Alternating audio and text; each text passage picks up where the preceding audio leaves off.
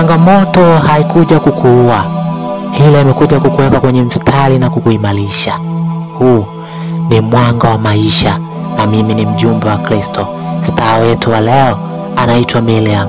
Karibu tumzungumzie Miriam, stori yake kubwa na tukio kubwa lilomkuta kwenye maisha yake. Na sasa yuko salama. Miriam ni msichana mwenye ndoto kubwa ya kumtumikia Mungu kwa sauti yake. Alianza kuimba nyimbo za Injili akiwa ni msichana mdogo sana, akisaidiwa na baba yake ambaye alikuwa mchungaji na mwimbaji. Pia mama yake alikuwa ni nguzo ya faraja. Rafiki na mshauri wote walimtia moyo kuendelea na huduma. Kadri ya miaka ilivyopita, sauti ya Miriam iliendelea kujulikana zaidi. Iligusa watu wengi sana, iliokoa waliokata tamaa na ilileta faraja kwa waliojeruhiwa moyoni mwao. Alipata umaarufu kwa nyimbo zake zenye nguvu za kiroho kama nimebeba msalaba wangu na upo Mungu mbinguni. Lakini wakati wa kilele cha mafanikio, giza lilimzingira ghafla. Alianza kujisikia vibaya ghafla na kukohoa, kuchoka haraka na kupumua kwa shida. Alianza kutembelea hospitali mara kwa mara, lakini kila alipofanywa vipimo aliambiwa hakuna tatizo lililoonekana wazi. Madaktari walishindwa kubaini kilichokuwa kinamsumbua. Hali ilizidi kuwa mbaya na hofu ikaanza kumvaa moyoni mwake. Baada ya miezi ya sintofahamu, hatimaye alipimwa kwa undani zaidi. Ndipo alipogundulika ana saratani ya mapafu, yani ni kansa ndugu. Inasikitisha, lakini ndio hivyo, ikimkuta mtu yamemkuta. Habari hiyo ilikuwa ni kama kisu moyoni mwake. Watu waliompenda walishangaa na wafuasi wake hawakujua kilichokuwa kinamkumba binti huyo. Waliendelea kumwona kwenye picha wakizani yuko likizo au mapumziko ya kawaida. Kwa miezi mingi alikuwa akitolewa maji lita 7 kila wiki kwenye mapafu yake. Maumivu yalizidi mwili wake ukaisha nguvu kabisa. Wakati mwingine hakuweza hata kuinuka kwenye kitanda chake anacholala. Siku moja akiwa peke yake ndani, hali yake ilizidi kuwa mbaya zaidi. Alianza kuhisi kama anapoteza kuona. Giza lilimzingira. Alijaribu kufungua macho lakini hakuona chochote.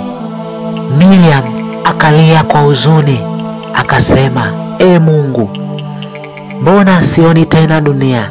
Giza limejaa machoni pangu.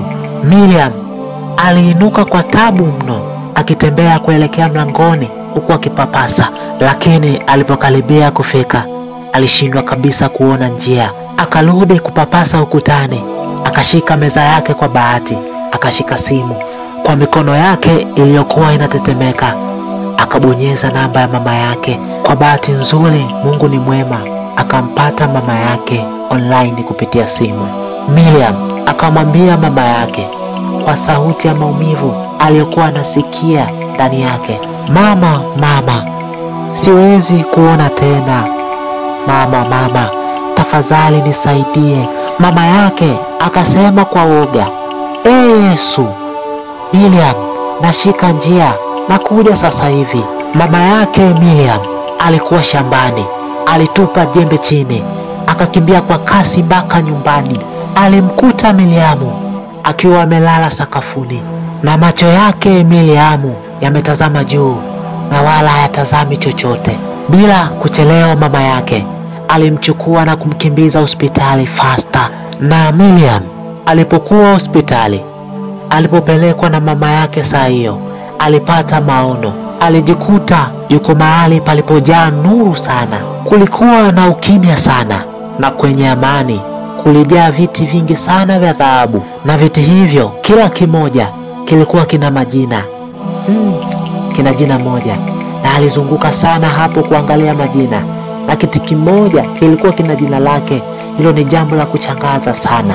Na alipoanza kuelekea kwenye kile kiti chenye jina lake, alitokea mtu asiyemuona sura, akamzuia, akamwambia, Miriam, wewe wakati wako bado, unatakiwa kurudi duniani sasa. ukatangaze haya uliyoyaona. Alipoendelea kutazama kwa makini tena, akagundua tena kuna watu wanaingia kila dakika na kila sekunde.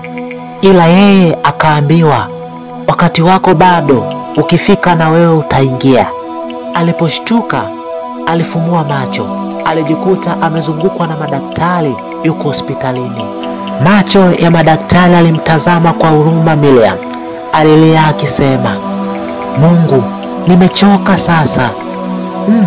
Kama unanichukua, si unichukue tu nife. Maisha haya nimeyachoka Mungu. Madaktari wakamshauri arudi nyumbani kwa sababu hali yake ilizidi kuwa mbaya. Wakamwambia, hali hii si nzuri, tunaweza kukupatia dawa.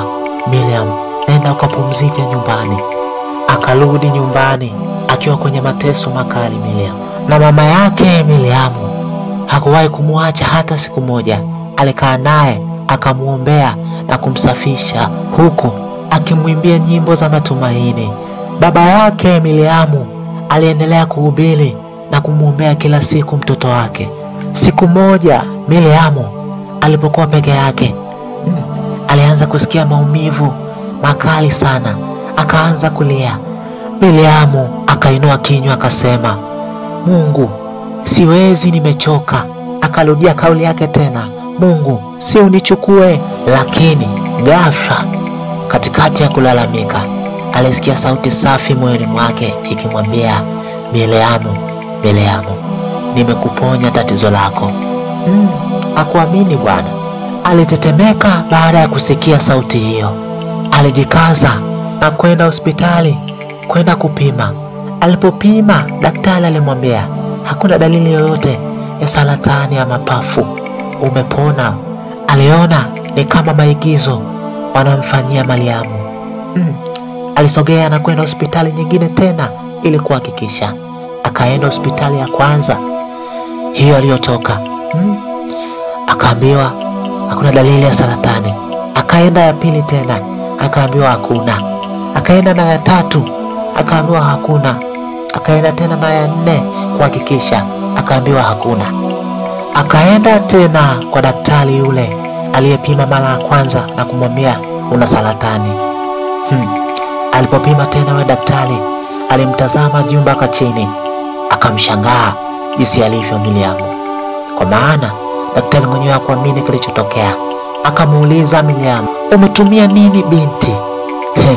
Maana kuna wengine tunateseka nao hapa, wengine wanakufa kabisa. Wewe umepona leo, tena kirahisi mno. Ulikwenda wapi hadi ukapona ugonjwa huu?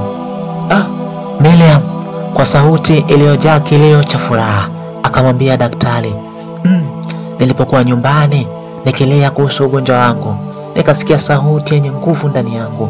Ilikuwa safi sana ikiniambia, Miriam, nimekuponya.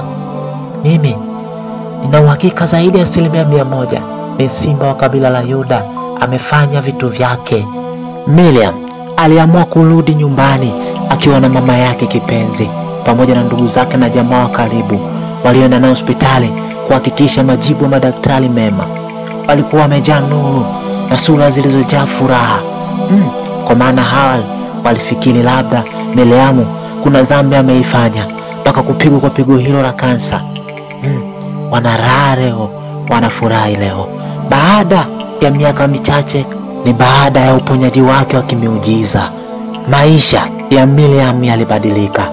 Alijitoa kumtumikia Mungu kuliko kawaida, kuliko hapo awali alivyokuwa anamtumikia. Hakukuwa na jukwaa dogo wala kubwa kwake. Aliimba kokote kule alikoitwa. Mama yake Miriam alimsimamia ratiba, alimsaidia kila hatua aliyokuwa anapiga Miriam. Baba yake akamwambia Miriam, mwanangu, unachoimba sasa si muziki tu, bali unaimba kile kitu cha Mungu kilichokuwa ndani yako na silaha ya Mungu. Miriam akamwambia baba yake, ndiyo baba, naelewa sasa ni kwa nini nilipitia moto ule. Siku moja alipokuwa akihudumu kwenye kongamano la wanawake mjini Dodoma, alikutana na kijana mcha Mungu aitwaye Elkana, ambaye alikuwa mratibu wa muziki. alikuwa mtulivu na mwenye hekima. Baada ya tukio, Elkana alimtumia Miriam maua na barua yenye ujumbe mdogo ndani yake, ikimwambia, sauti yako imenigusa Mariam, lakini moyo wako umebadilisha kabisa maisha yangu. Walianza kuwasiliana, walizungumza kwa maombi wala si kwa miemko. Baada ya miezi kadhaa, Elkana alimwambia Miriam, sitaki tu kuwa shabiki wa huduma yako, natamani kuwa mshirika wa maisha yako. Je, uko tayari kuniombea kwa hili? Miriam alimjibu Elkana akamwambia, nilianza kukuombea toka siku ile uliponitumia maua. Baada ya ushauri na baraka za familia, walifunga ndoa kubwa ya sherehe kubwa ya kiimani. Kanisa lilipambwa kwa maua meupe na nyimbo za Injili zilitawala. Miriam alivaa gauni jeupe iliyoandikwa neema, kama kumbukumbu ya aliyopitia mwanamama huyu, na wageni kutoka nchi mbalimbali walihudhuria harusi yake Miriam. Baba yake Miriam, wakati wa kumtoa binti yake kwenda kwa mume, akamwambia, binti yangu, leo naachilia zawadi, mkaishi kwa ushuhuda na sio hadithi katika maisha yenu. Na mama yake Miriam naye alikuwa na neno la kusema, akamwambia, binti yangu, kumbuka ulikotoka na ulikopitia na aliyekutoa katika mateso hayo. Sije ukaa leo umepata ndoa ndio kiu ya Mungu ikakatika katika maisha yako. Kumbuka alikokutoa, usisahau fadhila za Bwana alizokutendea. Nenda kwa amani, mkaishi katika maisha ya furaha wewe na mume wako. Na baada ya ndoa yao, walizindua huduma yao ya pamoja, yeye na mume wake Elkana, iliyoitwa Viti vya Neema. Walihubiri na kuombea wagonjwa na kusaidia wanandoa ndoa zao zilizovunjika na kurejesha matumaini tena kwenye ndoa zao. Na huduma yao ilikuwa kwa haraka sana. Walitembea sehemu mbalimbali za Afrika. Watu waliponywa, wakatubu na kuokoka na kubadilisha kabisa maisha yao kupitia wao, Elkana na Miriam.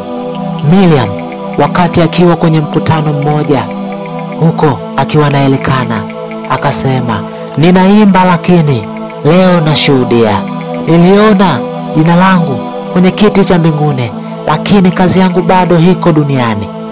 Miaka ikaenda, miezi ikasogea. Siku moja Miriam akapata ujauzito, lakini ile mimba ilivyokwenda ikafika miezi miwili, ujauzito ukaharibika tumboni. Ilikuwa ni changamoto kubwa sana kwake tena. Alilia na kuvunjika moyo kabisa. Miriam akasema, Mungu tena, baada ya yote niliyopitia?